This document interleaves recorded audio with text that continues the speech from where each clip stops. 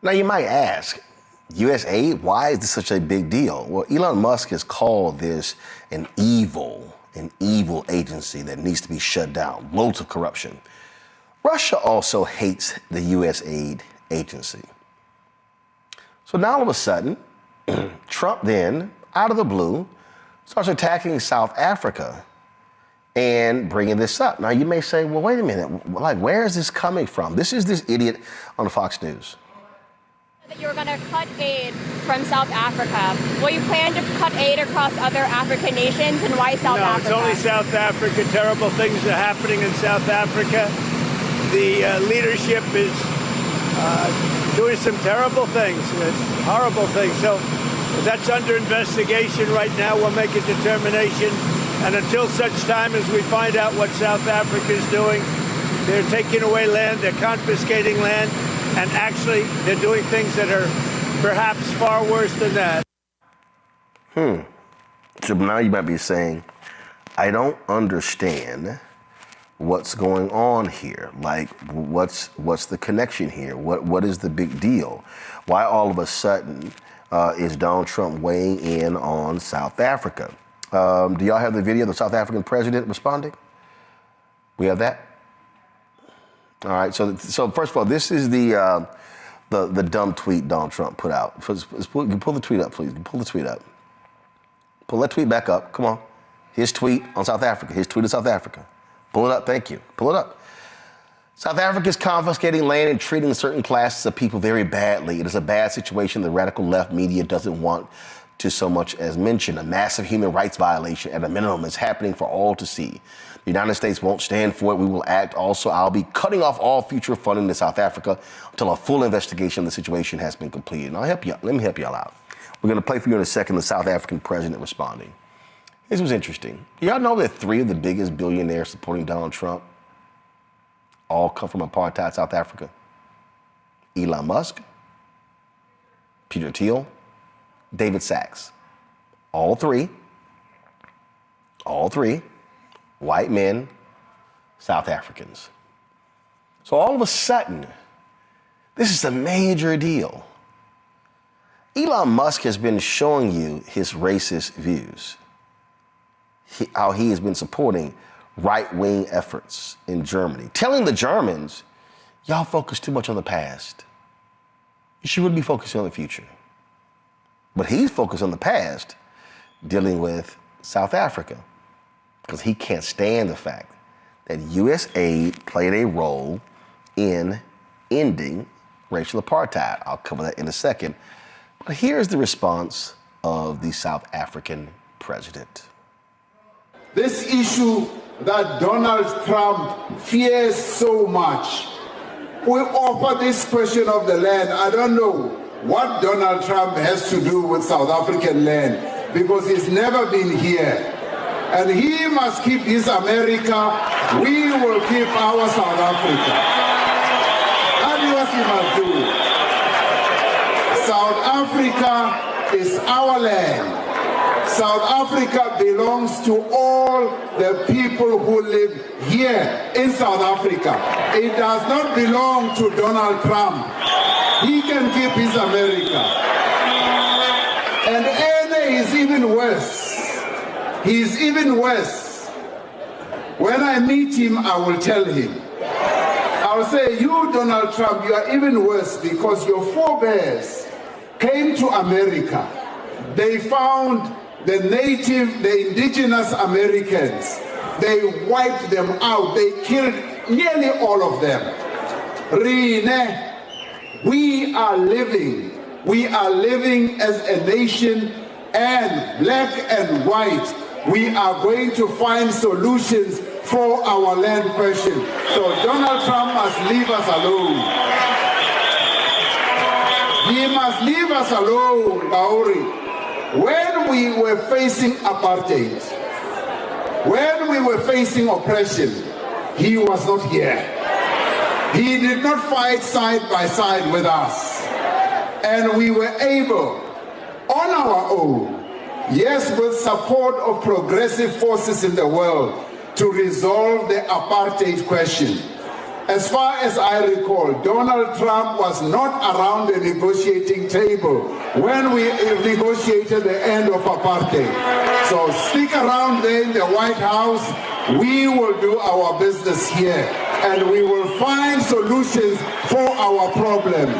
So stay out of our issues, and we will not get involved in your issues in America. You have your own problems. Leave us alone.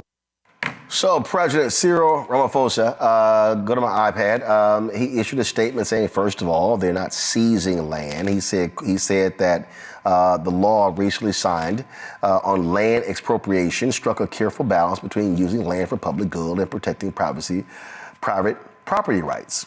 That's what he said. And so, now remember, Trump also raised this issue the first time he was there by saying that they were seizing the land from white South Africans and it was rife. Well, it was a lie being pushed by right-wing groups in South Africa. So that's what you're dealing with. All this is important because, again, all these things are tied.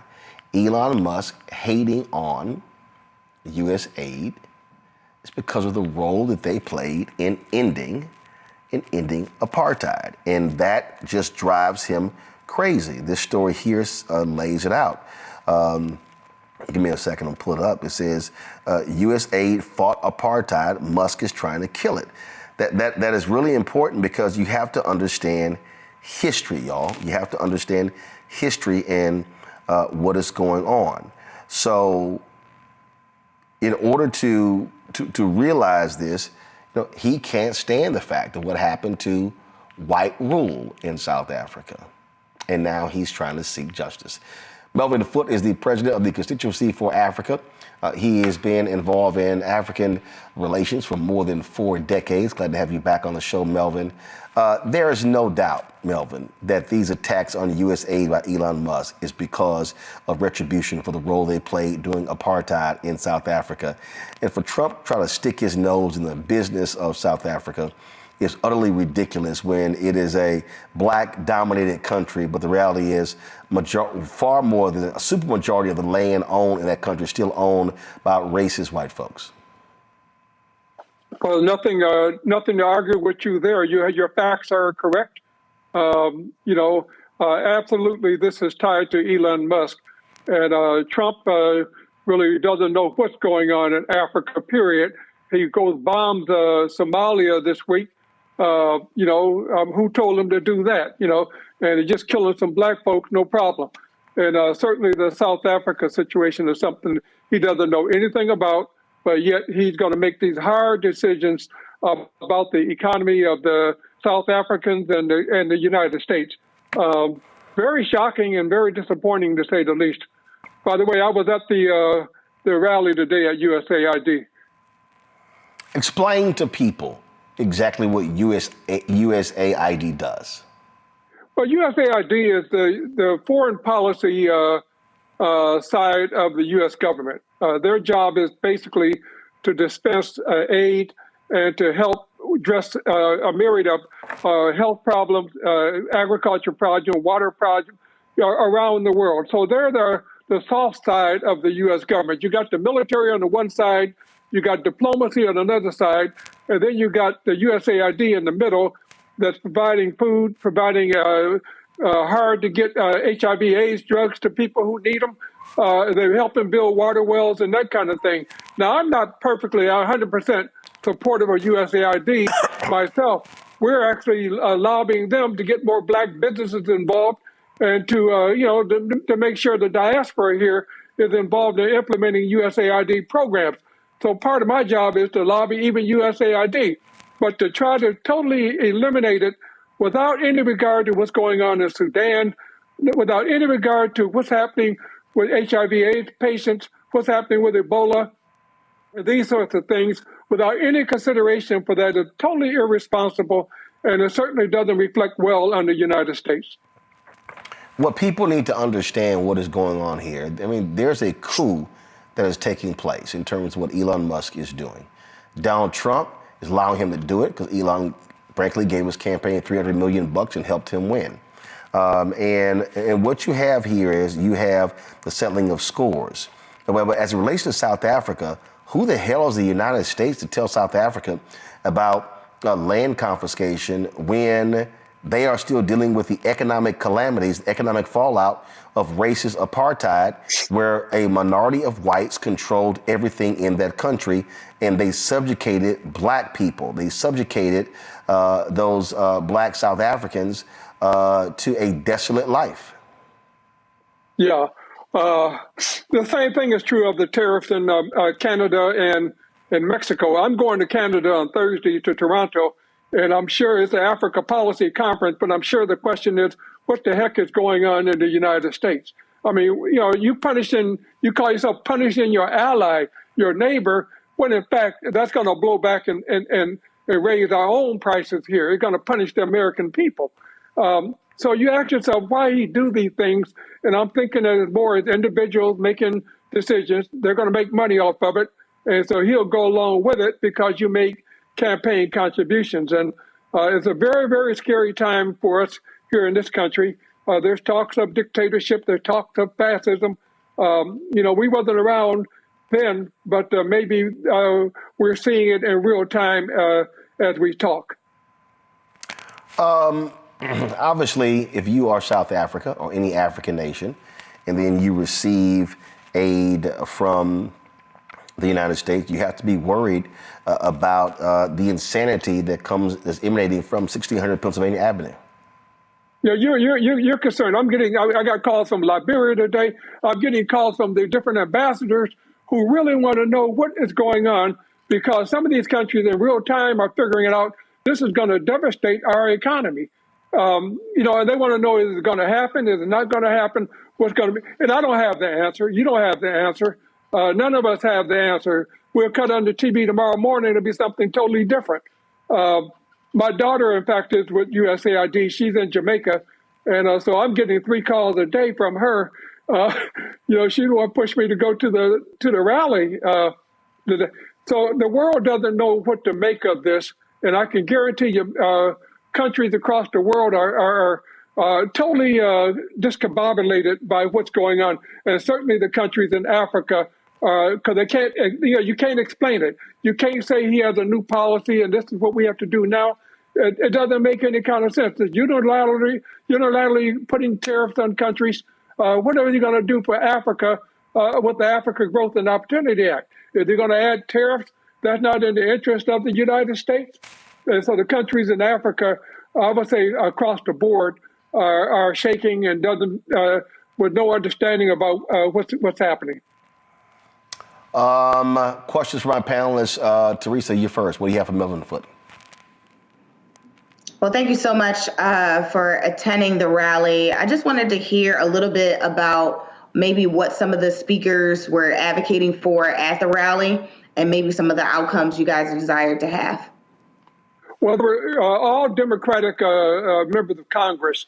And of course, they tried to enter USAID and got turned away. Remember, the Congress got turned away from USAID. Unbelievable. And so a lot of it was really pushing back on what has happened in the last 24 hours, what is happening in terms of USAID and cutting foreign aid unilaterally. Congress is the vehicle that appropriates money. And so you're circumventing Congress because you're not giving them or the American people a return on what they are putting their money for. You're telling people you're going to be suspended, so go home and collect a paycheck. Well, this is not what the Congress wanted. They didn't want people to stay home collecting paychecks. They wanted them to go out and help people around the world, address their food, water, and health issues. So a lot of it was explaining these kinds of things and really encouraging people to stand up and support, push back. There's a sense that a lot of Republican members of Congress are not thrilled by what's happening either. And so maybe some of them will decide to join with the Democrats to try to bring some sanity back to the public policy arena. Well, I got no faith that's going to happen. Makongo. Thank you, Mr. Foote, for your tireless work over these decades. I really just speak for a lot of people in saying thank you. Oh, my question is, could you speak about the real on-the-ground consequences of what's happening right now. You know, I hear stories about hospitals closing, potential rises in aid, food not getting distributed. And part of me feels like this is part of Elon Musk's racist view towards Black people, and it's a way to punish them. But what are the real consequences on the ground for people in African countries right now? Well, one of the realities of USAID is 80% of the money that USAID dispenses for developing countries actually ends up in the United States. We're buying General Motor vehicles, we're buying food products from the United States. The money is actually spent with businesses here. And that's why a lot of these entrepreneurs here are not happy about that. This is their bread and butter also. I think a lot of the consultants who the U.S. Has engaged to help with these processes, they're being laid off. And so that means that the projects themselves are being mothballed. Nothing is happening. Nobody's going to the village, and things are just coming to a grinding halt. It's hard to say exactly what's going on right now, but I can tell you it's not good. And I can say that even if you tried to reverse it tomorrow, it'll take a while to ramp back up and to get back to where you were. And that's part of the problem. This is not a overnight kind of a thing you can do. You close the office overnight, tell people that they're furloughed, and you think you could put them back together in 1 week? I don't think so. So it just created a whole lot of chaos and a misunderstanding about what's going on. And then the health systems and the agriculture systems and the systems that USAID has been supporting are grinding to a halt.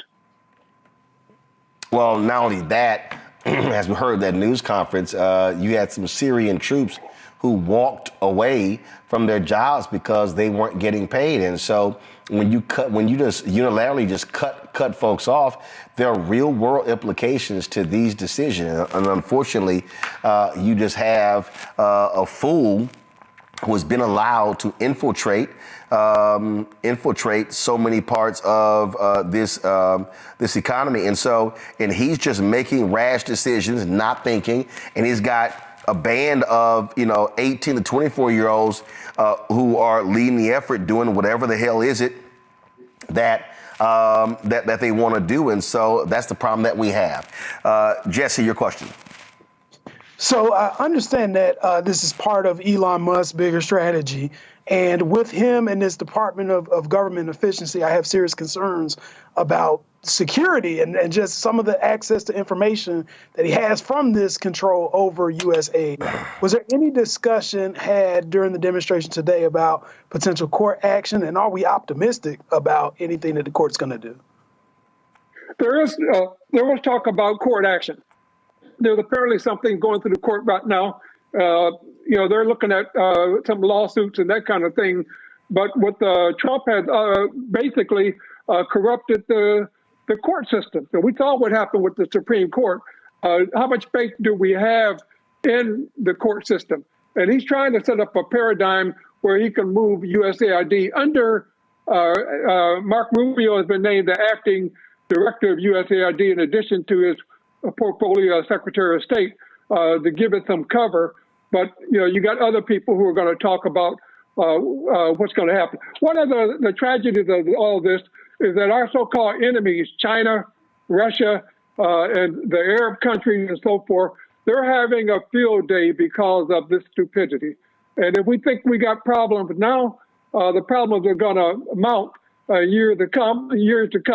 And we're dependent on the African resources like the rest of the world, the lithium, the cobalt, the coltan, and all this other stuff. But we're dependent on it as these other countries are. And I think we're just handing them a silver spoon in these negotiations. We're really hurting ourselves. And I think that you're going to see Africans, rather than to come to the United States to go to school where they feel like they're going to get all kinds of problems, maybe they go to Beijing. Maybe they go to Moscow. I think in the long term, we're doing some irreparable harm with this policy. All right, then, Melvin Foote, we appreciate it, man. There's lots of us to be focused on. Thanks a lot. Thank you, Roland. Keep up the good work. Appreciate it. Thank you very much. All right. Hello, I'm Isaac Hayes III, founder and CEO of Fanbase.